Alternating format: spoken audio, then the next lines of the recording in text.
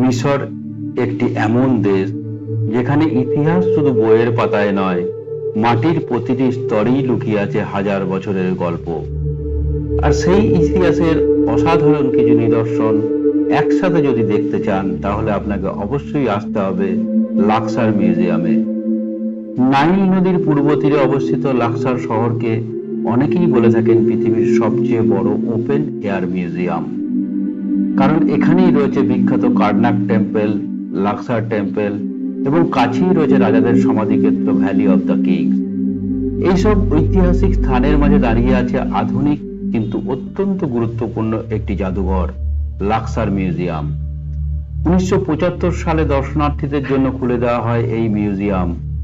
এর উদ্দেশ্য ছিল খুবই স্পষ্ট: লাক্সার অঞ্চলে পাওয়া প্রাচীন মিশরের মূল্যবান প্রত্নবস্তুগুলোকে সুন্দরভাবে সংরক্ষণ ও প্রদর্শন করা।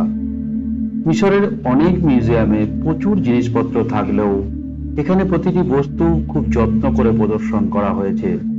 মিউজিয়ামের ডিজাইন এমনভাবে করা হয়েছে যাতে দর্শনার্থীরা ধীরে ধীরে ইতিহাসের ভেতরে প্রবেশ করতে পারে। মিউজিয়ামে ঢুকলেই প্রথমে চোখে পড়ে বিশাল পাথরের মূর্তিগুলো, যেগুলো একসময় প্রাচীন মন্দির ও প্রাসাদকে সাজিয়ে রাখত। এর মধ্যে অন্যতম আকর্ষণ হলো মহান ফারাও আমেনহোতেপ III এর মূর্তি। এই রাজা ছিলেন মিশরের অষ্টাদশ রাজবংশের অন্যতম শক্তিশালী শাসক। তার শাসনকালে মিশরের শিল্প, স্থাপত্য এবং সম্পদের দিক থেকে এক নতুন উচ্চতায় পৌঁছেছিল। মিউজিয়ামের ভেতরে আরো রয়েছে দেবতাদের অসাধারণ ভাস্কর্য, পাথরের খোদাই করা ফলক এবং বহু পুরনো প্যাপিরাস। একটি বিশেষ প্রদর্শনীতে রাখা হয়েছে তুতেনখামেনের সময়কার কিছু বিরল নিদর্শন। যদিও তার বিখ্যাত সোনার মুখোশ এখন কায়রোর মিউজিয়ামে রয়েছে, তবুও এখানে পাওয়া যায় অস্ত্র, মূর্তি এবং দৈনন্দিন ব্যবহারের জিনিসপত্র আমাদের এই সময়ের জীবন সম্পর্কে অনেক কিছু জানায়। লাক্সার মিউজিয়ামের আরেকটি বড় আকর্ষণ হলো রয়্যাল মমি গ্যালারি। এই গ্যালারিতে সংরক্ষিত রয়েছে প্রাচীন মিশরের রাজাদের মমি। এছাড়াও এখানে রয়েছে রামেসাস I মমি। তার শাসনকাল খুব দীর্ঘ না হলেও তার বংশধরদের মধ্যে ছিলেন ইতিহাসের অন্যতম বিখ্যাত শাসক রামেসেস II। মিউজিয়ামের একটি বিশেষ অংশে রাখা রয়েছে কার্নাক মন্দির থেকে উদ্ধার করা অসাধারণ ভাস্কর্য। এই নিদর্শনগুলো 1989 সালে কার্নাক মন্দিরের কাছে একটি গোপন ভান্ডার থেকে আবিষ্কৃত হয়েছিল। এটি ইতিহাসে পরিচিত কার্নাক ক্যাচেট বলে। এই বিখ্যাত আবিষ্কারের মাধ্যমে শত শত মূর্তি ও প্রত্নবস্তু উদ্ধার করা হয়, যেগুলো অনেকগুলো আজ লাক্সার মিউজিয়ামে সংরক্ষিত।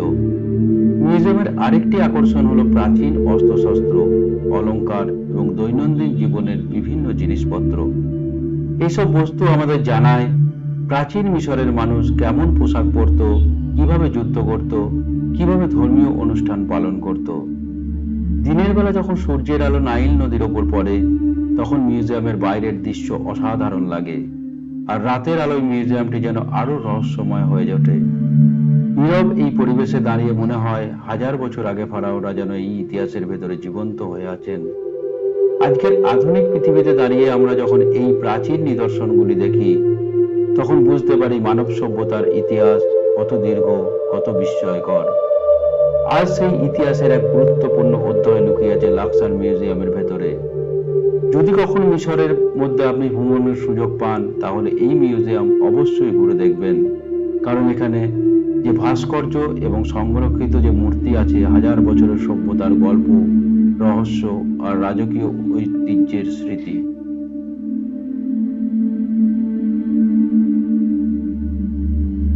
লাক্সার মিউজিয়ামের অন্যতম আকর্ষণ হলো, আগেই যেটা আপনাদেরকে বলেছি, রয়্যাল মমি গ্যালারি।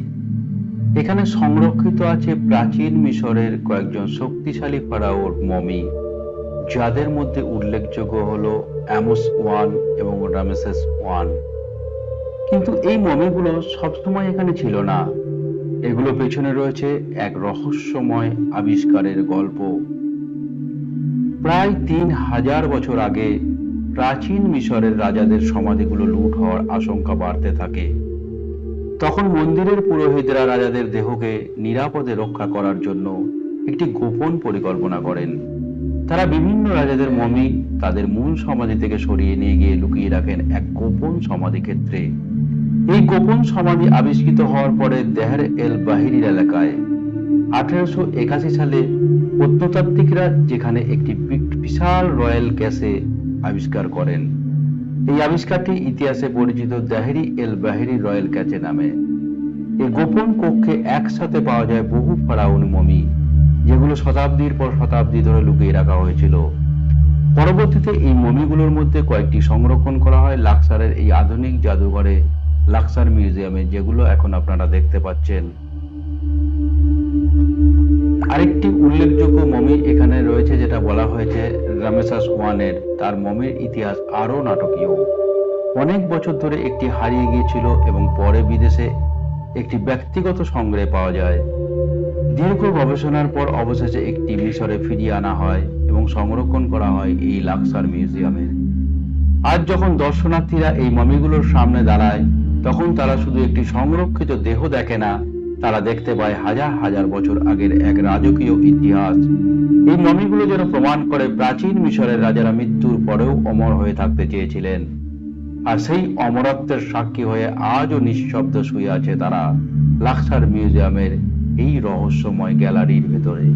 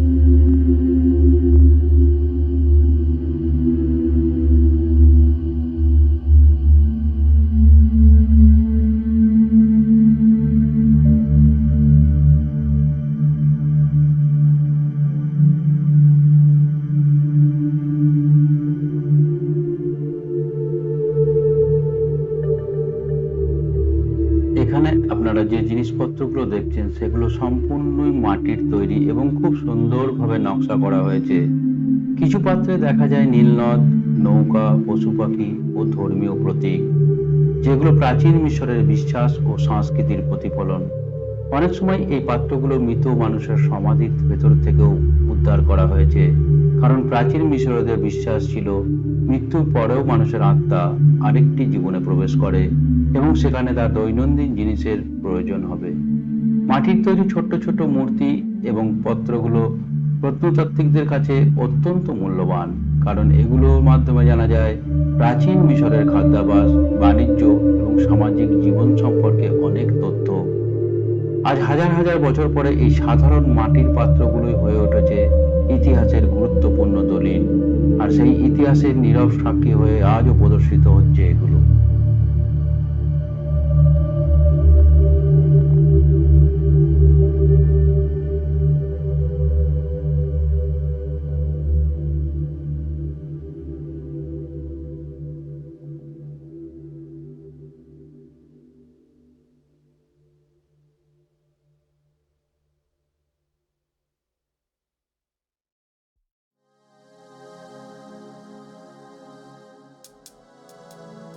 আমরা এখন দাঁড়িয়ে আছি লাক্সার মিউজিয়ামের সেই গ্যালারিতে, যেখানে প্রদর্শিত হচ্ছে প্রাচীন মিশরের অসাধারণ কিছু সার্কোফেগাস। সামনে যে বিশাল পাথরের কফিনগুলো দেখা যাচ্ছে, এগুলো শুধু সমাধির অংশ নয়, এগুলো হাজার হাজার বছর আগের এক রাজকীয় সভ্যতার নিঃশব্দ ইতিহাস। প্রাচীন মিশর যখন কোনো রাজা, পুরোহিত বা গুরুত্বপূর্ণ ব্যক্তি মারা যেতেন, তখন তার দেহকে মমি করে এই ধরনের সার্কোফাগাসের ভেতরে রাখা হতো। এই কফিনগুলো সাধারণত গ্রানাইট বা চুনাপাথর দিয়ে তৈরি, যাতে হাজার বছর পরেও এগুলো অক্ষত রয়েছে।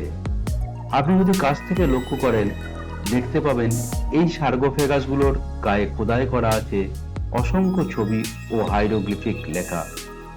এই চিত্রগুলোতে প্রায় দেখা যায় পরকালের দেবতা ওসিরিসকে, কারণ প্রাচীন মিশরীয়দের বিশ্বাস ছিল মৃত মানুষের আত্মা মৃত্যুর পর ওসিরিসের আদালতে বিচার পেত।